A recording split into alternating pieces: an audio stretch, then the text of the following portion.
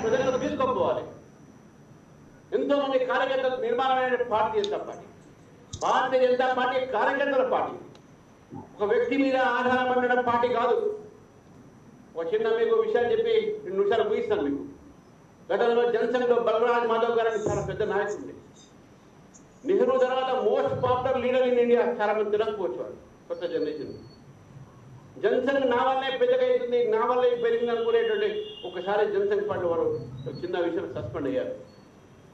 చివరికి ఈరోజు వాళ్ళు ఎవరిని గుర్తుపట్టరు. అదే జనసంఘ్ భారతీయ జనతా పార్టీగా మారి ఈరోజు అధికారంలో మనం వచ్చినాము. కాబట్టి ఈ పార్టీ ఒక వ్యక్తి మీద ఎప్పుడు కూడా నిర్మాణం కాలే, ఒక వ్యక్తి మీద ఆధారపడదు. ఈ పార్టీలో కార్యకర్తలు ముఖ్యం. మనకు కార్యకర్తలే మనకు కావాలి. పార్టీలో నా మనిషి, నీ మనిషి, ఆ మనిషి, ఈ మనిషి లేదు. ఈ కార్యకర్తను కోరుతా ఉన్నాం. మనం కష్టపడదాం, ముందు పని చేద్దాం, కలిసి మెలిసి పని చేద్దాం. బాధ్యతలు అందరికీ వస్తాయి. కొంతమందికి ముందు వస్తాయి, కొంతమంది తర్వాత వస్తాయి. కానీ బాధ్యతలు వచ్చిన రాకున్న కార్యకర్త మొత్తం కూడా ఈరోజు ఈ యొక్క తెలంగాణలో అధికార దిశలో మనకు నడవాలి, అధికారం తీసుకురావాలనే సంకల్పంతో ఇక్కడి నుంచి మనం ముందుకు పోవాల్సిన అవసరం ఉంది. ఇక్కడ భారతీయ జనతా పార్టీ కార్యకర్త ఈరోజు నేను భారతీయ జనతా పార్టీతో పాటు ఈ దేశం కోసం కూడా పనిచేస్తున్నాను. విషయం for Bharatiya Janata party worker nation is first nation అనేటువంటి ఆలోచనతో మనం ముందుకు పోతాం.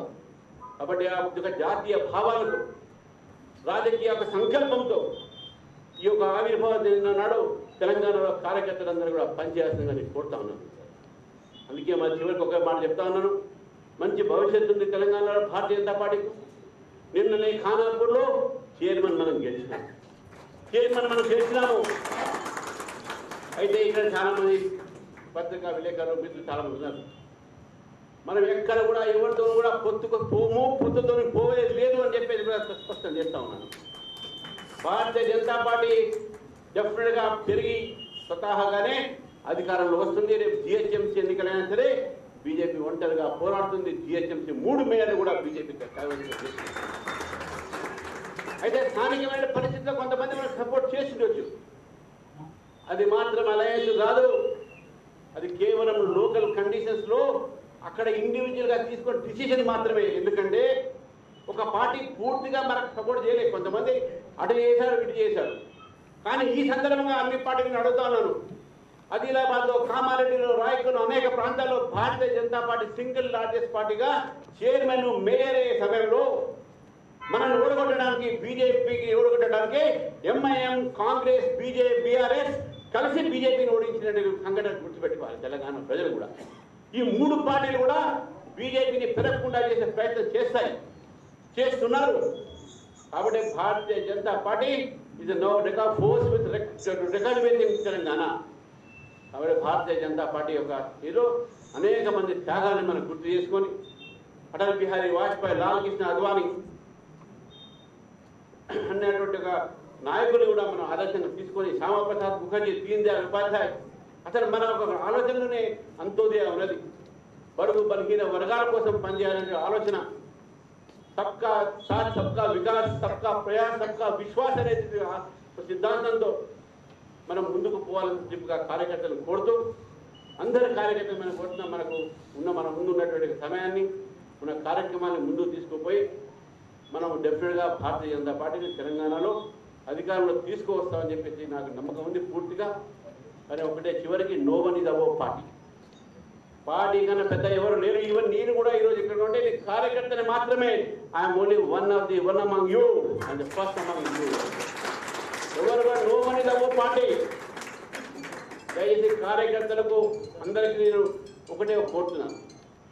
సోషల్ మీడియా ముందు పోయేటప్పుడు మీ యొక్క సొంత అభిప్రాయాలు దయచేసి రూమ్లో మాట్లాడండి, దయచేసి బయట మాట్లాడండి.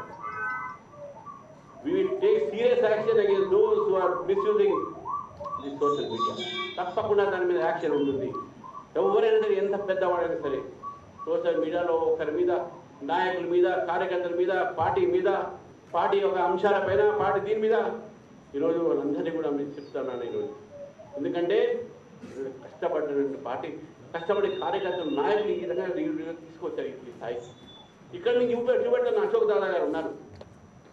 వెంకటరమణ గారు ఉన్నారు, ఎదురునేని కృష్ణ గారు ఉన్నారు, కింద సాంబమూర్తి గారు ఉన్నారు, మొదలు చైర్మన్, ఎంతో మంది మన కాసిపేట రామకృష్ణ గారు, వీళ్ళందరూ కూడా ఆ రోజు పార్టీ ఏం లేనప్పుడు వాళ్ళు పార్టీలో పనిచేసుకుంటూ సర్పంచ్ నుంచి ఎమ్మెల్యే దాకా అయిన వ్యక్తులు వాళ్ళు. ఏదో పార్టీ పెరుగుతున్నదంటే మన యొక్క ప్రజల యాక్సెప్టెన్స్ పెరుగుతుంది, మనకు ప్రజల ఆశీర్వాదాలు కావాలి. దయచేసి లెట్ us be యునైటెడ్, మన ఐక్యత్వాన్ని మనం ప్రదర్శిద్దాం. మన మధ్యన ఎటువంటి ఒక భేదభావం లేకుండా కార్యకర్తలు ఒక మంచి అభిప్రాయంతో ముందుకు పోవాలని చెప్పేసి అందరం కోరుతూ, మరి అవకాశం ఇచ్చినందుకు నిర్వాహకులు ముఖ్యంగా ధన్యవాదాలు చెప్తూ, మనకు ఈరోజు ఆయుర్భావ దిన సందర్భంగా అందరికీ నేను ధన్యవాదాలు చూపిస్తున్నాను. భారత్ మాతాకి జై, జై శ్రీరామ్.